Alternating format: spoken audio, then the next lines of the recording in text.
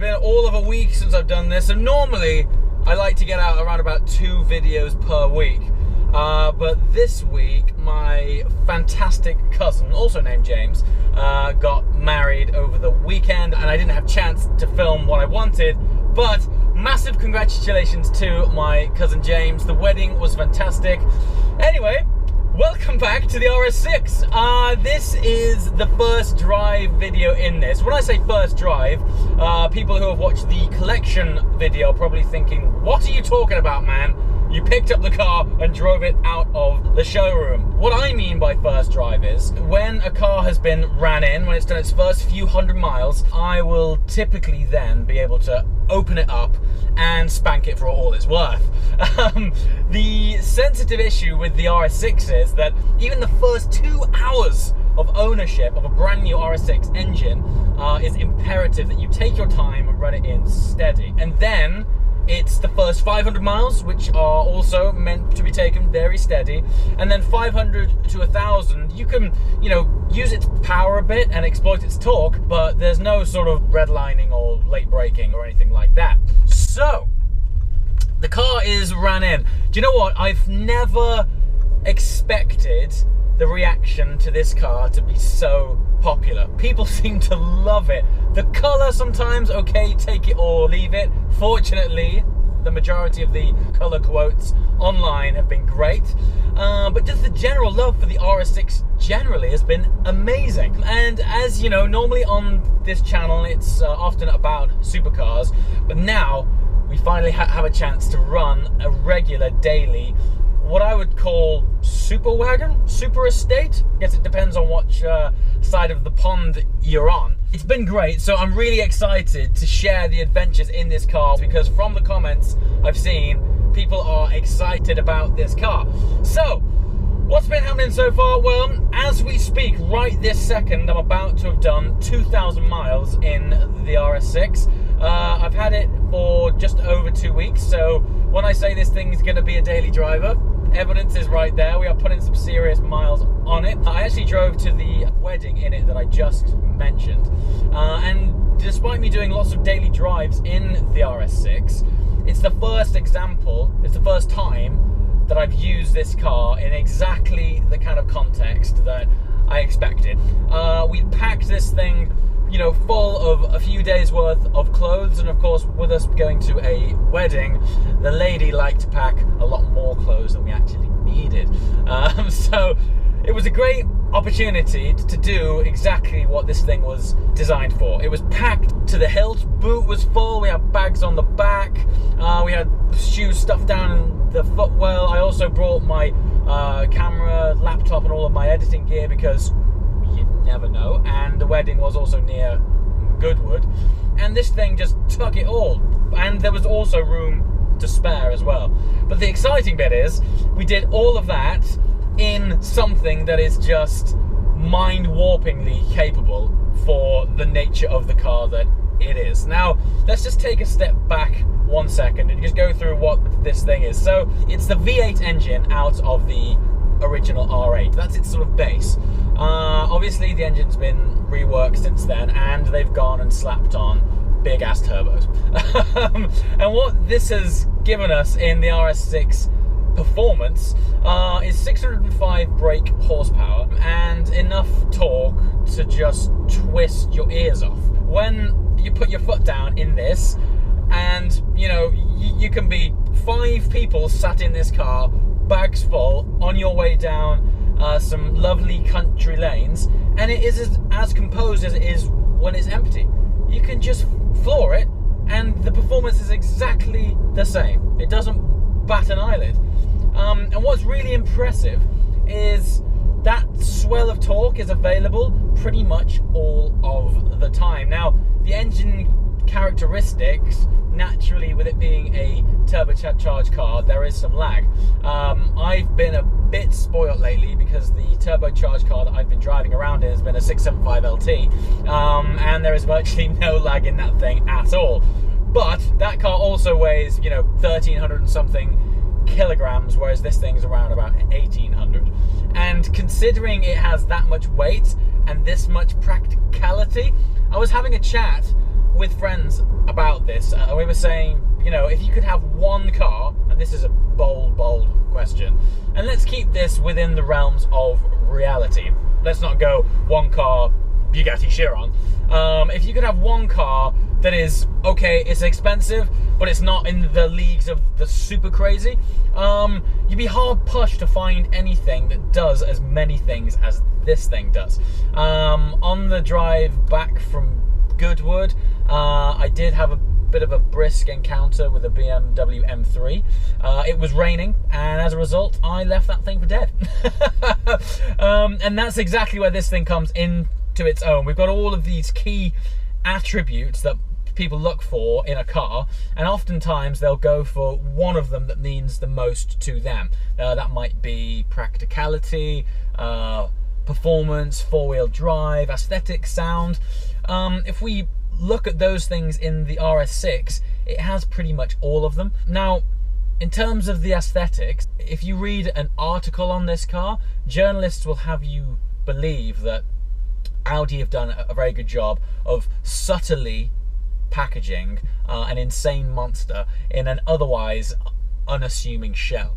And to a degree, I suppose that's right. I mean, if you think of the fact that we're in a 605 brake horsepower car here, this is most certainly not the conventional layout for a car of that nature.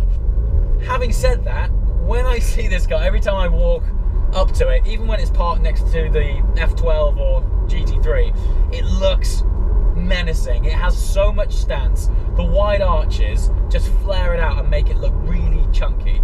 And that front end grille, especially with the obnoxious Quattro badge, nothing says get out of the way like a big ass RS6 Quattro grille. So yes, so far, aesthetics, awesome. Wow, I'm driving down here, slightly off topic. 1, 2, 3, 4, 5 AC Cobras have just driven past me. 5. Standard day out. Oh. So, looks we've just covered. Most people, if you're looking at an estate car or a station wagon type of layout, obviously one of the things on your mind is practicality.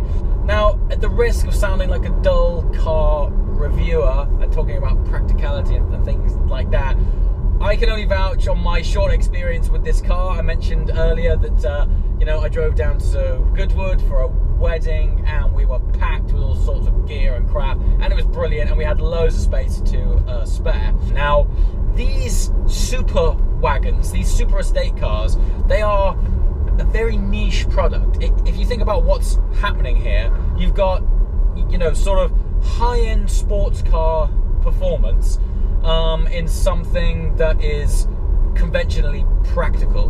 And I say it's niche because they're pretty expensive and they depreciate like a brick, right? So while they are fantastic, because they are in a niche space, most people looking for this kind of layout in a car aren't always looking to go bloody fast as well. They're mostly concerned about having perhaps four-wheel drive and that extra space. Whereas what this does is takes the power of an R8 and puts it in something that, you know, you can travel quite happily with 5 in. You can have 5 in there, boot full. It almost feels like it performs better under load. It sort of just hunkers down a bit more and thanks you for using its capacity. It's pretty impressive stuff. When I went to Goodwood, the weather was atrocious. Like, it was so bad. And I don't know, I derived a bit of pleasure from like crunching through all this countryside dirt. Clearly there'd been lots of like farming work going on in the area because the roads were just covered in crap. And I'd got like friends in the back, it was pouring it down with rain, and we were just cruising on pretty swift. Music playing, all the bags were there, you know, and everyone was just happy and we were getting on with it, and this thing didn't struggle. In fact, I relished trying to find a situation where this thing would like break traction. And I don't mean with throwing it around corners, I mean flooring it in second when there's mud and dirt and wet on the road. Didn't bat an eyelid. My head just slams back into the seat and off it goes. So far, this thing is everything that I hoped it would be. Now then, practicality is one thing, aesthetics are another. The power in this thing. is beyond ridiculous. I mean, it's not quite supercar, but just remove your brain from the supercar sphere for a second and appreciate what we're sat in. And it's effectively some like nuclear tank. It's stupid. Like the grip it's got as well, together with this power. Just get a load of this action.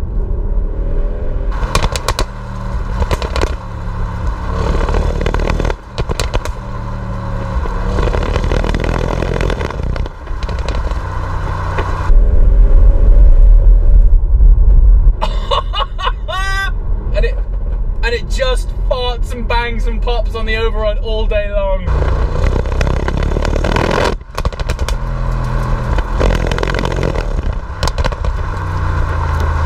And the gear shift doesn't hang around. Like it does change down when you want it to. I've driven some earlier like conventional auto gearboxes, and sometimes you do shift and think, yeah, that probably should have shifted about now, and then it hands you a gear and you're like, okay, this thing genuinely does go. It's so stupid. I love it. Yeah, so in this country, it's debatable whether this car is actually needed or not. I mean, chances are that this car was designed because of the Autobahn. I mean, who needs a 200-mile-an-hour estate car? Only the Germans. The fact that you can even spec carbon ceramic brakes on a car like this, I think is a fantastic thing. I'm not sure how long super estates are gonna be around for. I said earlier, they are quite niche, they're pretty expensive. I mean, they are everything that the, Audi A6 is, but just a lot faster. Like, estate cars shouldn't sound like that, but this is so cool. I mean, I'm sure, these pops and bangs, they're probably heavily over-engineered. Doesn't need to make that. But then again, they didn't need to even make this whole car. No one needs an estate car that goes this fast and is this capable. But, as with all of these things, a lot of the purchase decisions in the realms of supercars, or in this realm, super estates, are all done with the heart. This is the sort of thing that you look forward to just crushing miles in. And so far, all 2012 that I've done now have been joyous from day one. Anyway, guys, it is still early days with the RS6, but there's definitely going to be a living with video coming with the RS6, where I'm going to highlight all the pros and cons, and we've got to arrange a road trip. I think while this is a great car for your daily commute and just running around, I would imagine a trip to the Alps in the winter with this thing would be fantastic. Dudes in the back, skis on the roof, and I need to arrange that and just document the whole thing, because not only would it just be hilarious fun, but I think it would be a true testament of the capabilities and character of this car. So, lots of adventures to plan so far, and I'll see you next time. Thanks for watching, guys. Ciao!